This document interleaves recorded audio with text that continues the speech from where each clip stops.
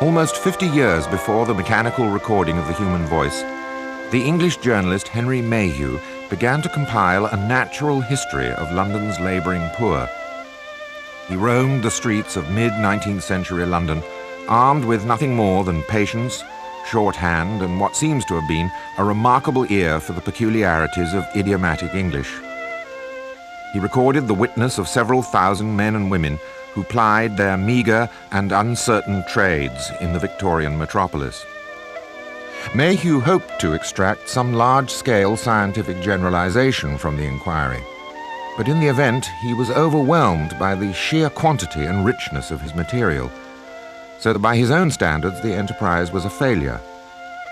But Mayhew's failure turns out to have been our good fortune, because of the unprecedented archive of personal experience which he bequeathed. Without the benefit of a tape recorder, we can virtually hear the anonymous inhabitants of a world that we have now lost.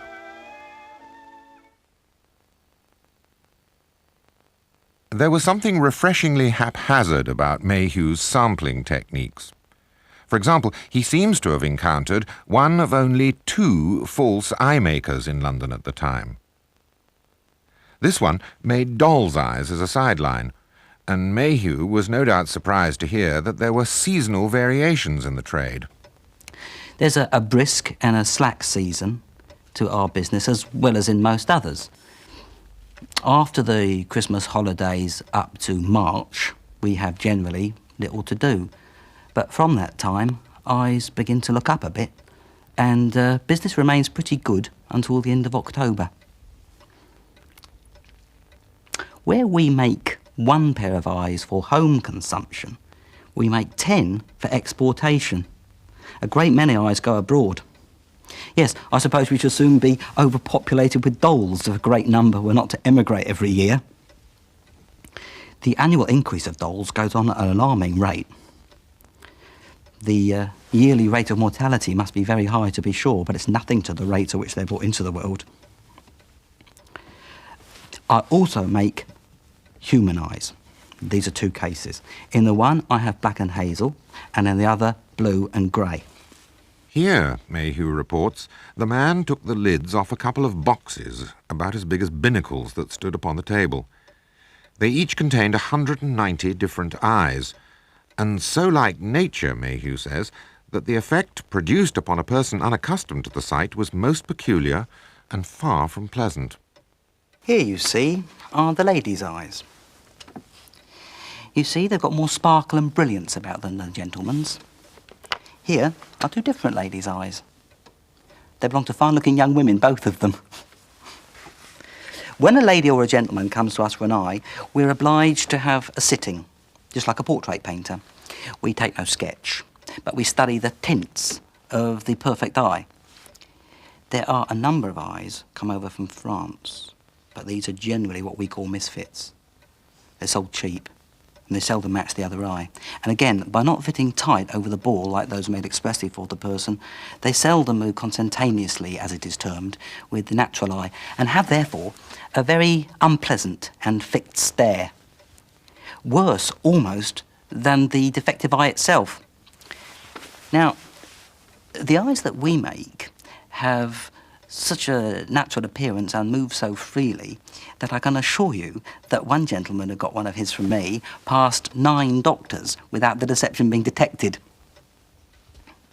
There is a lady customer of mine who has been married for 3 years to a husband, and I believe he does not know she has a false eye to this day. The generality of persons whom we serve take out their eyes when they go to bed, and they either put them under the pillow or else in a tumbler of water on the toilet table at their side.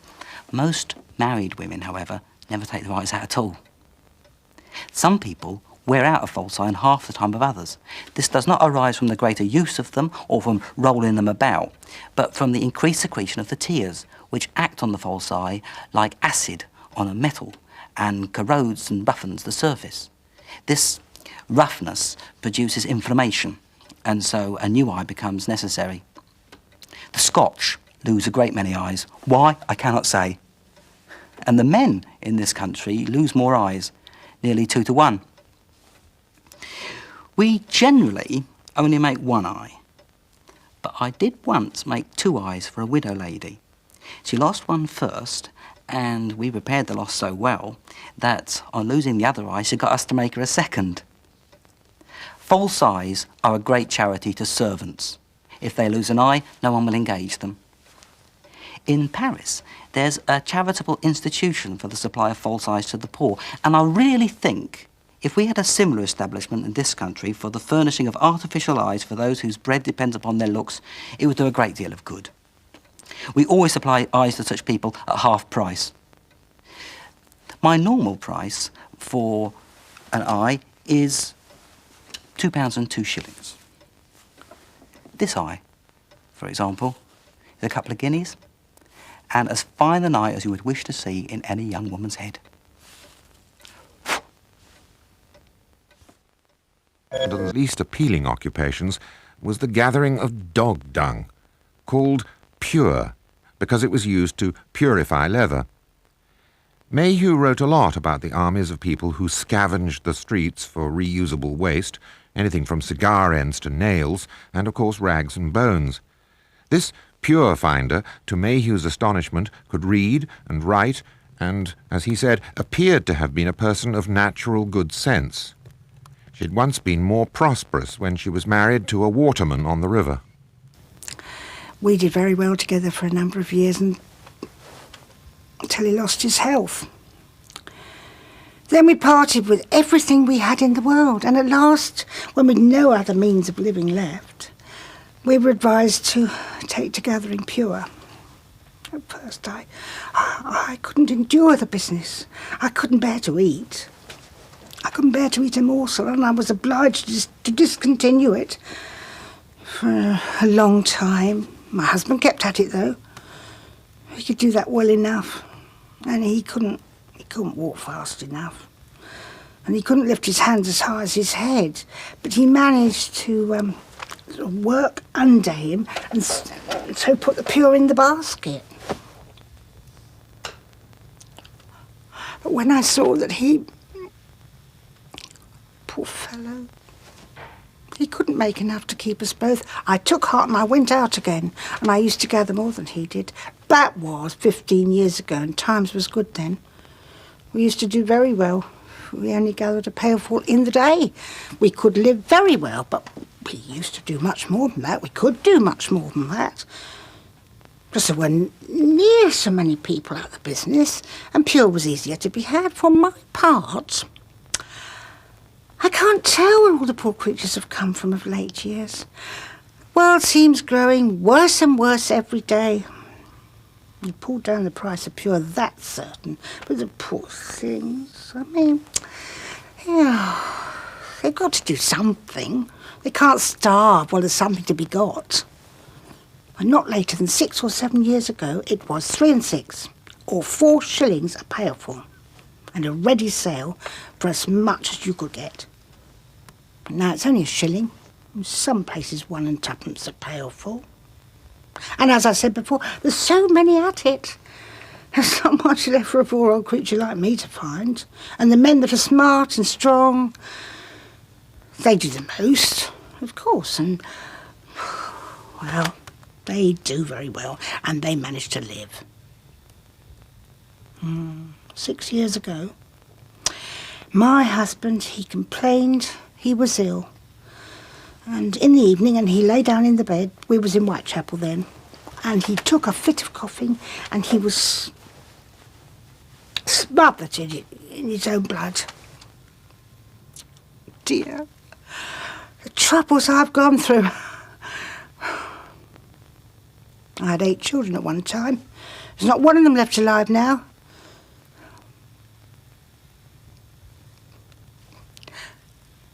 My daughter lived to 30 years of age, but she died in childbirth.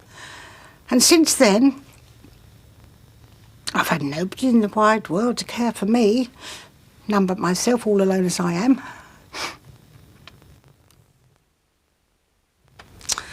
Almost everyone I've ever known engaged in pure finding was better off once. I knew a man who went by the name of Brown. He was picking up Pure for years before I went to it. He was a very quiet man. And used to lodge in Blue Anchor Yard, and he seldom spoke to anybody. But we two used to speak sometimes, but never much. And then one morning he was found dead in his bed. It was of a Tuesday morning, and he was buried at 12 o'clock the Friday following. And that afternoon at 6 o'clock, 3 or 4 gentlemen came looking all through this place. They were searching for a man named Brown and offering a reward for any who would find him out. There was a whole crowd round them when I come up. And one gentleman said that the man they were looking for had lost the first finger of his right hand, and then I knew that was the man that they'd only buried that morning. Would you believe it? Mr. Brown was a real gentleman all the time. And he had a large estate. I don't know how many thousands of pounds just left him. The lawyers, they advertised and searched everywhere for him and never found him, as you may say, until he was dead. We discovered his name wasn't Mr. Brown. He took that name to hide his real one, which, of course, he did not want anybody to know. I've often thought of him, poor man, and all the misery he might have been spared if that good news had only come a year or two sooner.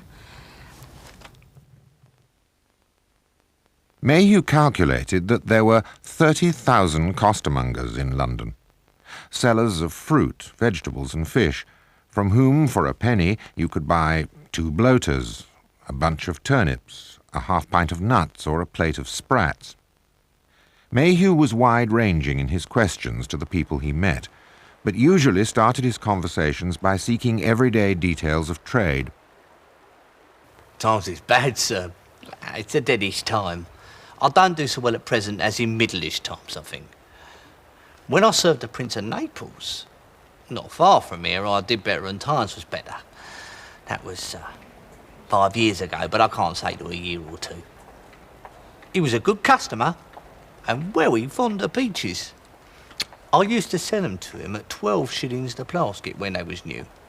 The plasket held a dozen and cost me 6 shillings at Covent Gardens. More sometimes, but I didn't charge him more when they did.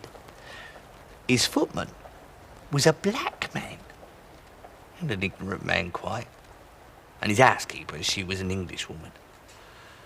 He was the Prince of Naples was my customer. Not that I know what he was like, for I never saw him. But I heard he was the brother of the King of Naples. Mayhew asked him if he knew the whereabouts of Naples.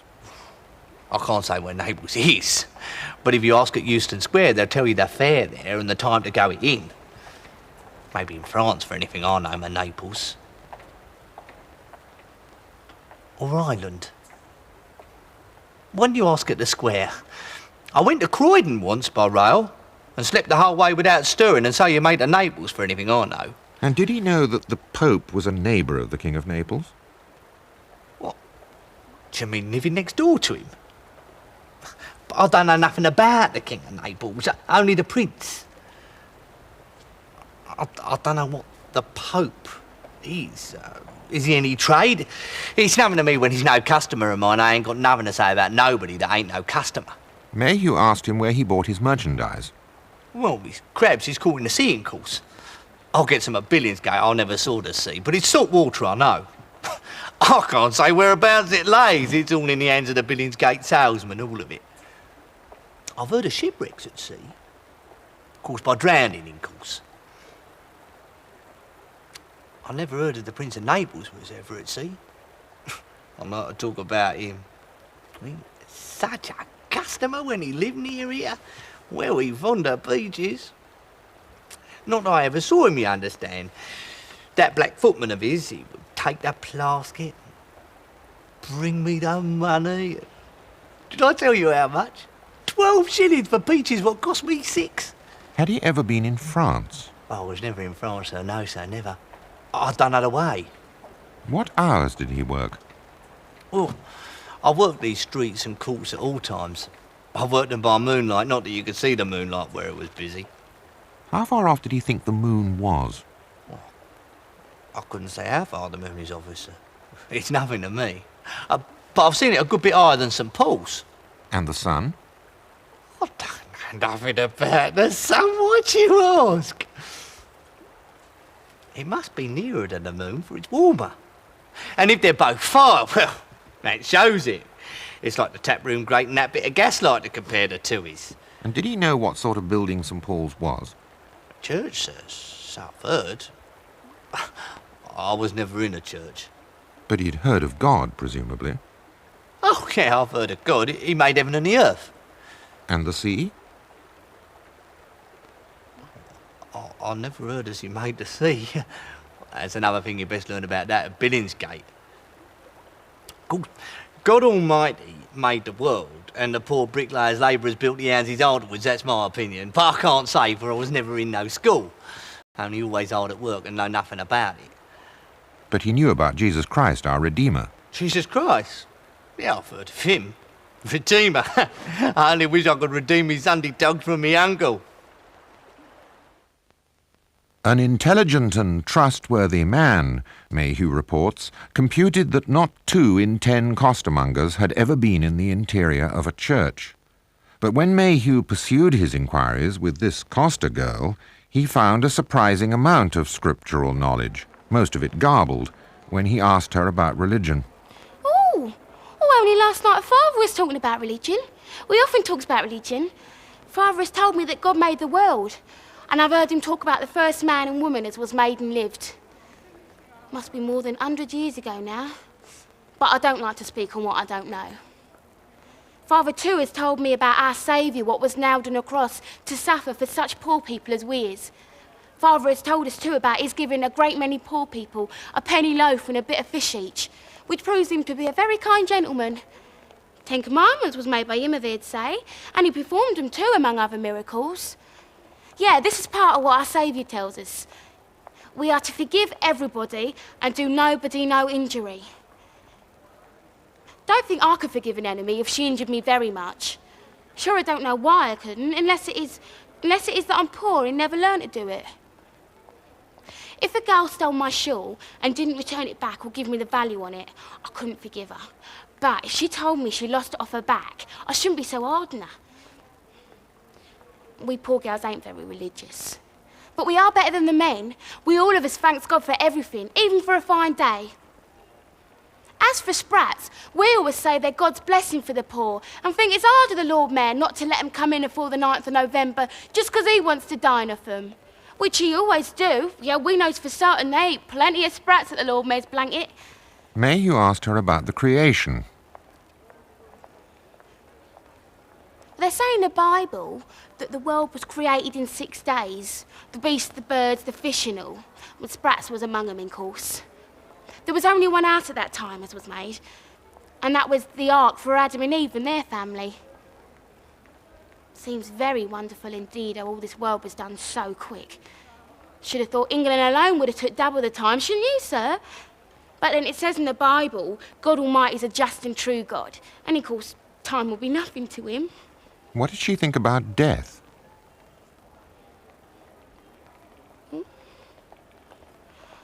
Well, when a good person's dying, we says, the Lord has called upon him and he must go. Can't think what it means, though. Unless it is that an angel comes, like when we were dreaming, and tells the party he's wanted in heaven.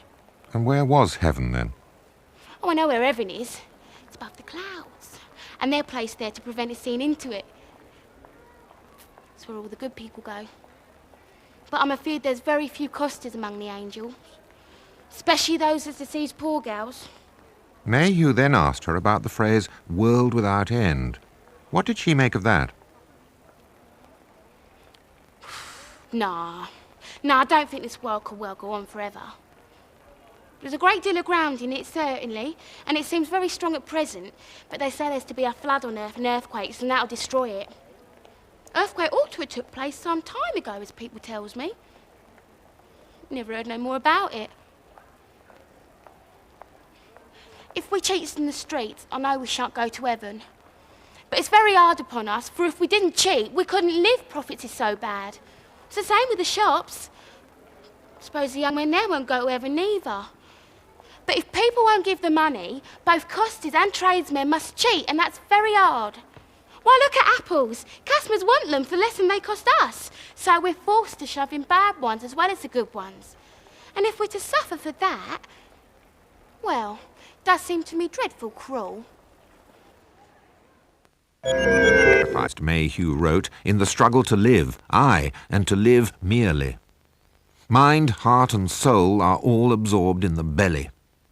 And yet, as he himself showed, the higher functions were also catered for by people like this man, who toted his microscope around the streets and charged a penny a time for a peep.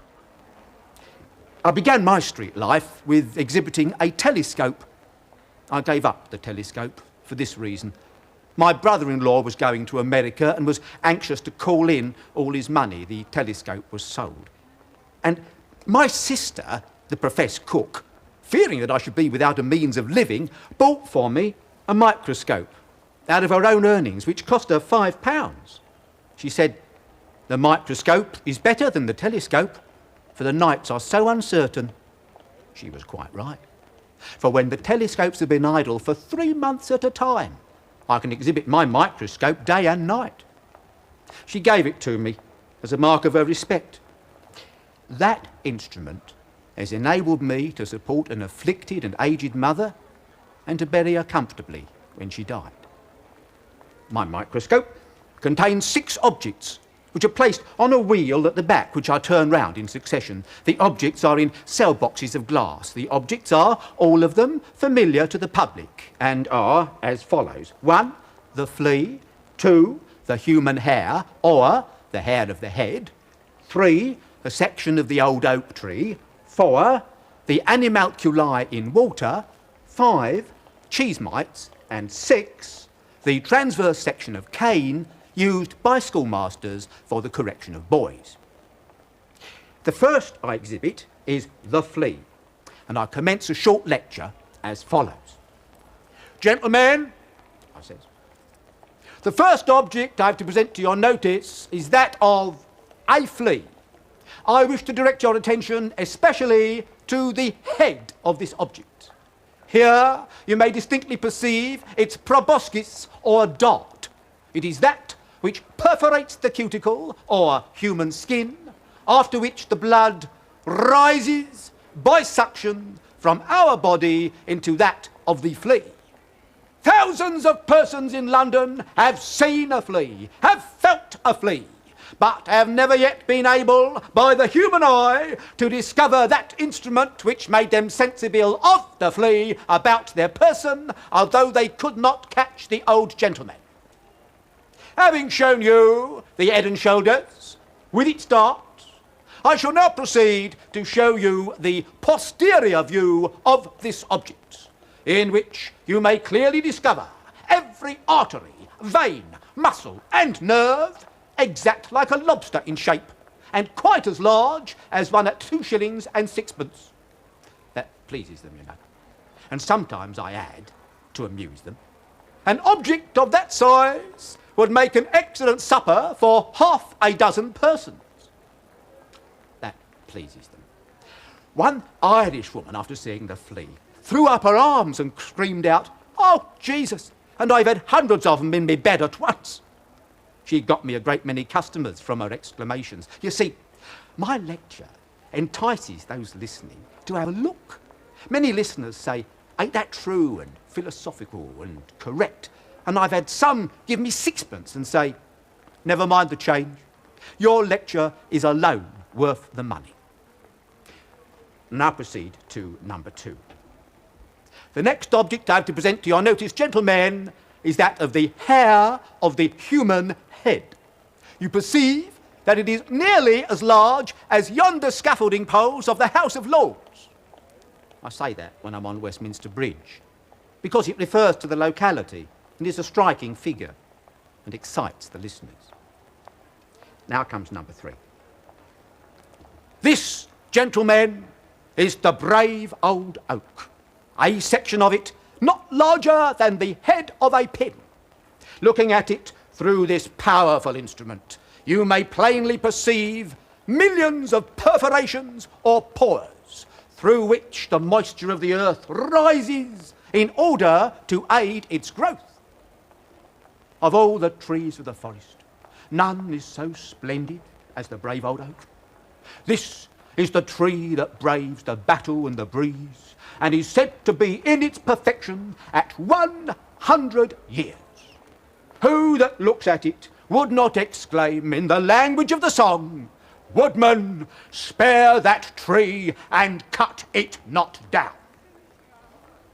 Number 4 is the animalculae in water. Gentlemen, the object now before you is a drop of water that may be suspended on the needle's point, teeming with millions of living objects. This one drop of water contains more inhabitants than the globe on which I stand. They are all moving with perfect ease, like the mighty monsters of the vast deep. The next object is the cheese mite, number 5. I always begin in this way. Just look at them. Notice, for instance, the head, how it represents the form of an hedgehog. They have 8 legs and 8 joints, and are said to be moving with the velocity of 500 steps in 1 minute. A cheesemonger in Whitechapel brought me a few of these objects for me to place in my microscope. He invited his friends, which were taking supper with him, to come out and take a glance at the same objects. He gave me 6pence for exhibiting them to him, and was highly gratified at the sight of them. I asked him how he could have the impudence to sell them for a lady's supper at 10pence a pound. The answer he gave me was, "What the eye cannot see, the art never grieves." Then I go on. "Whilst this lady is extending her hand to the poor, she is slaying more living creatures with her jawbone than ever Samson did with his." If it's a boy looking through, I say, "Now, Jack, when you're eating bread and cheese, don't let it be said that you slay the mites with the jawbone of an ass. Cultivate the intellectual and moral powers superior to the passions, and you will rise superior to that animal in intellect." "Good," says a gentleman. "Good, here's 6pence for you." And another says, "Here's 2pence for you, and I'm blessed if I want to see anything after hearing your lecture." Next comes the cane, number 6. The object before you, gentlemen, is a transverse section of cane, common cane, such, mark you, as is used by schoolmasters for the correction of boys who neglect their tasks, or play the wag. I make it comic, you know. This I call the tree of knowledge, for it has done more for to learn us the rules of arithmetic than all the vegetable kingdom combined.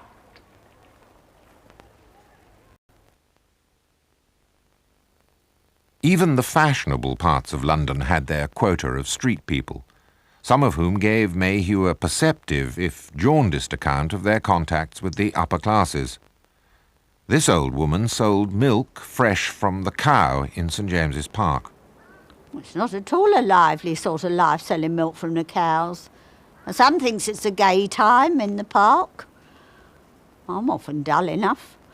Could find nothing to interest one sitting alongside a cow. Well, people drink new milk for their health, and I've served a good many such. Mostly young women, I think. It's delicate, makes the most of it. There's 20 women or more to one man as drinks new milk.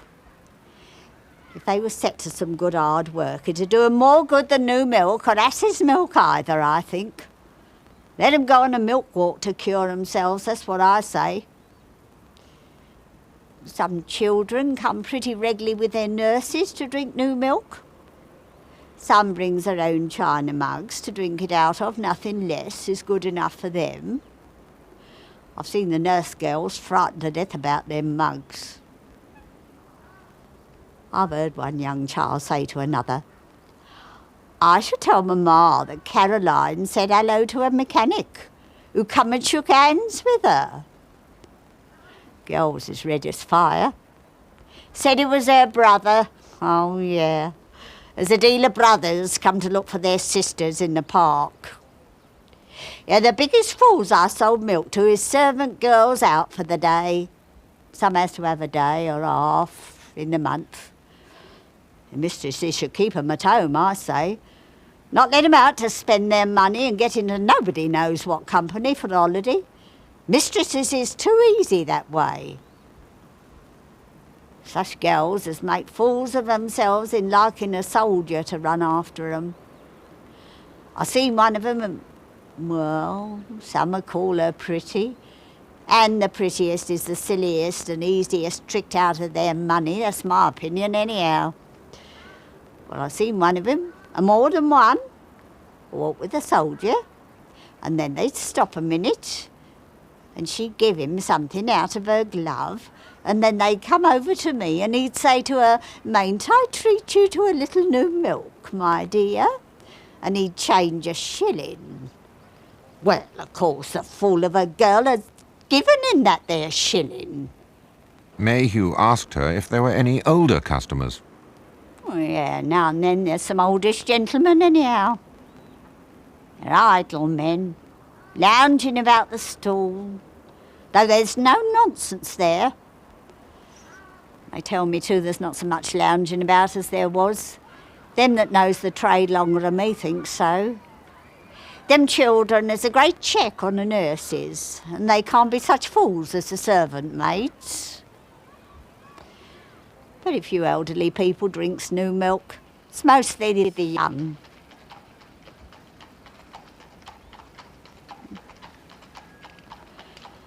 I've been asked by strangers when the Duke of Wellington would pass on his way to the Horse Guards of the House of Lords.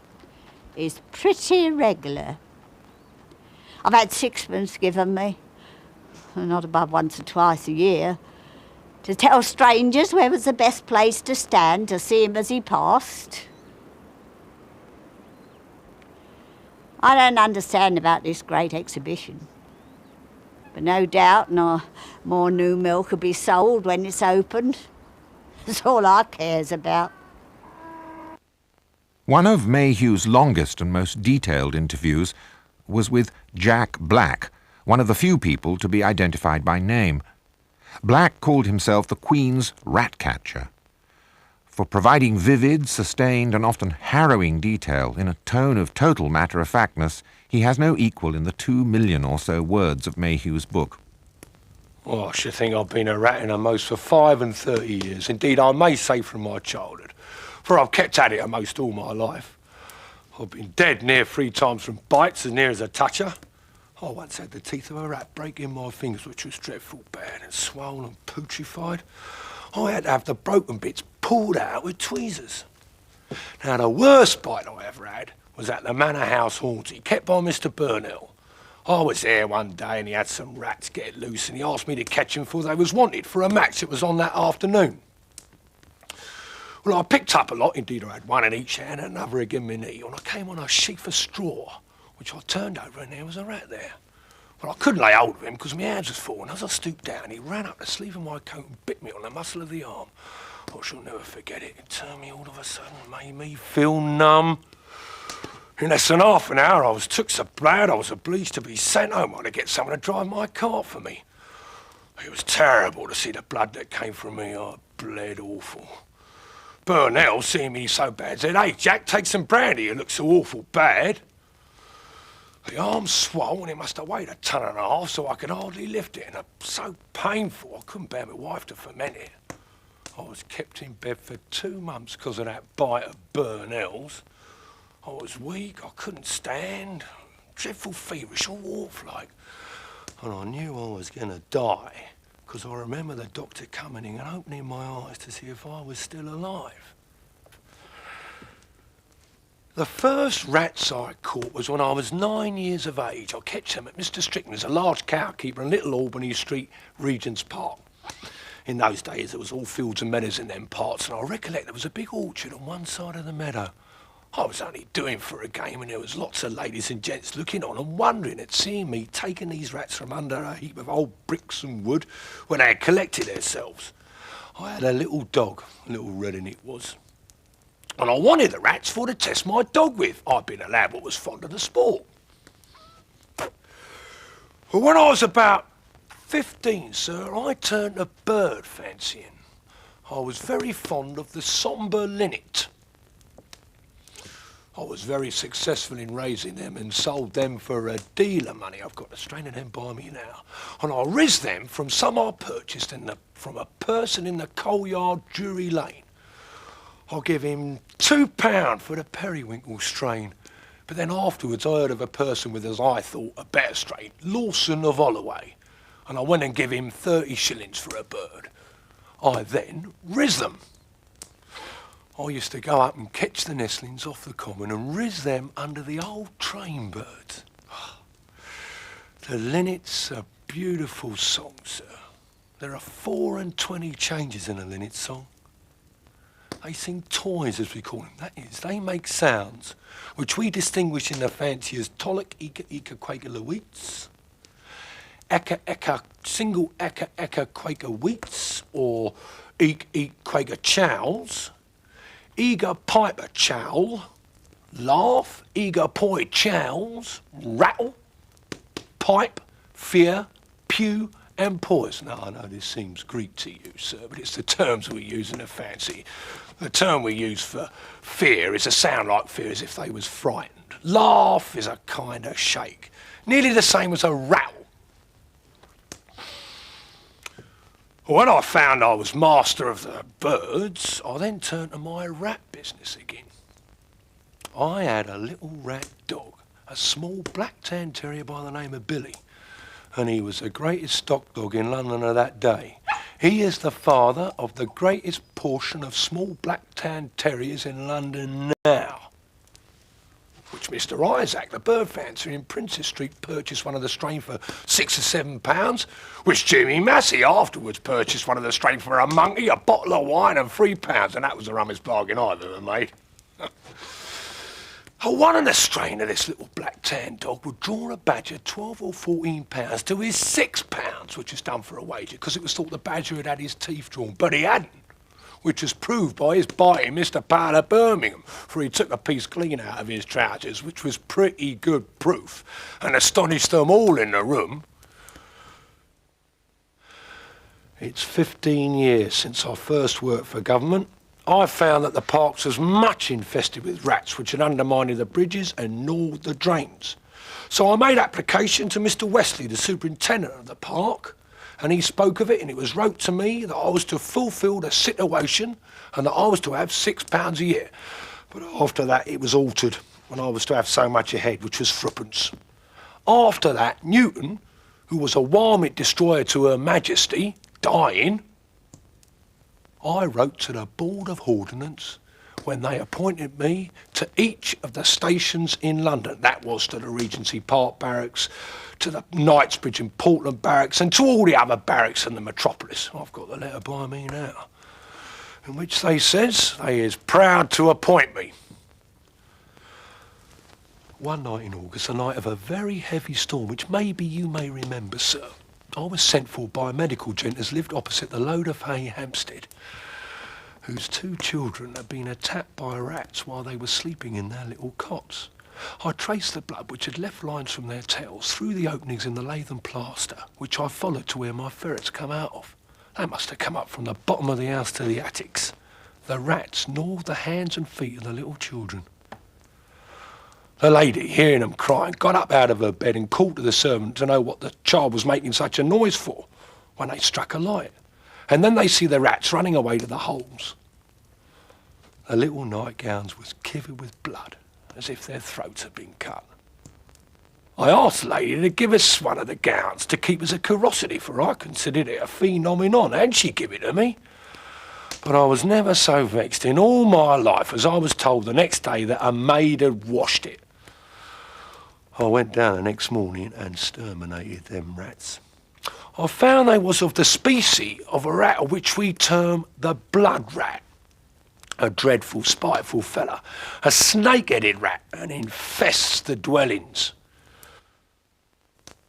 The good humour and fortitude of many of the people in Mayhew's pages is continually surprising in view of what we know they suffered.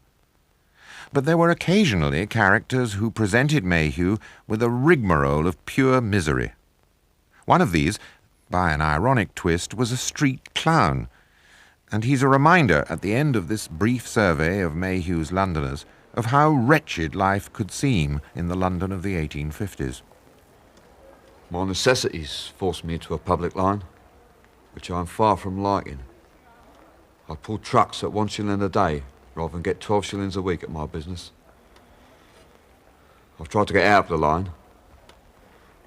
I've got a friend to advertise for me for any situation as groom. I've tried to get into the police. And I've tried other things, but somehow there seems an impossibility to get quit of the street business. Many times I have to play the clown and indulge in all kinds of buffoonery with a terrible heavy heart. I have 3 children, one now only 8 weeks old. You can't imagine, sir, what a curse the street business can become with its insults and starvations. The day before my wife was confined, I jumped and laboured doing Jim Crow for 12 hours, in the wet too, and earned 1 shilling and threepence. With this, I returned to home without a bit of coal and with only half a quartern loaf in it. I know it was 1 shilling and threepence, for I keep a sort of log of all my earnings and my expenses. You'll see on it what I've earned as clown or a funny man with a party of acrobats since the beginning of this year. He showed Mayhew his log, as he called it, which was kept in small figures on paper folded up as economically as possible. Not quite 6 shillings remained as the average weekly sum to be taken home to his wife and family. I dare say no persons think more of their dignity than such as are in my way of life. I'd rather starve than ask for parochial relief. Many a time I've gone to my labour without breaking my fast, and have played clown until I could raise dinner. I have to make jokes as clown. Could fill a volume with all I knows. He told me several of his jests, Mayhew writes. They were all of the most venerable kind. A horse has 10 legs. He has 2 forelegs and 2 hind legs. 2 fours are 8 and 2 others are 10. Mayhew reports that the other jokes were equally puerile. Why is the city of Rome? He would have it Rome. Why is the city of Rome like a candle wick? Because it's in the midst of Greece. Here's another one. Old and young are both of one age. Your son at 20 is young, and your horse at 20 is old. And so old and young are the same. Da-da. Mayhew asked him if his neighbours knew his business. In the street where I lodge, only very few know what I do for a living. I and my wife both strive to keep the business a secret from our neighbours. My wife does a little washing when able and often works 8 hours for 6pence. I go out at 8 in the morning and return at dark. My children hardly know what I do. I see my dresses lying about, but that is all. My eldest is a girl of 13. She has seen me dressed at Stepney Fair, where she brought me my tea. She laughs when she sees me in my clown's dress, wants to stay with me. But I'd rather see her lay dead before me. And I had 2 dead in my place at one time. Last Whitsun Monday was a 12-month. And she should ever belong to my profession. Mayhew reports that tears started from the man's eyes as he said this. Frequently when I play the fool in the streets, I feel very sad at heart. I can't help thinking of the bare cupboards at home. But what's that to the world? I've often and often been at home all day, when it has been wet, with no food at all, either to give my children or to take myself. And I've gone out at night to the public houses to sing a comic song, or play the funny man for a meal. You may imagine with what feelings for the part. And when I've come home, I've called my children up from their beds to share the loaf I brought back with me. I know 3 or more clowns as miserable and bad off as myself. The way in which our profession is ruined is by the stragglers or outsiders, who are often men who are good tradesmen. They take to the clown's business only at holiday or fair time, when there's little money to be picked up at it. Then after that, they go back to their own trades, so that you see, we, who are obliged to continue at it the year through, are deprived of even the little bit of luck we should otherwise have.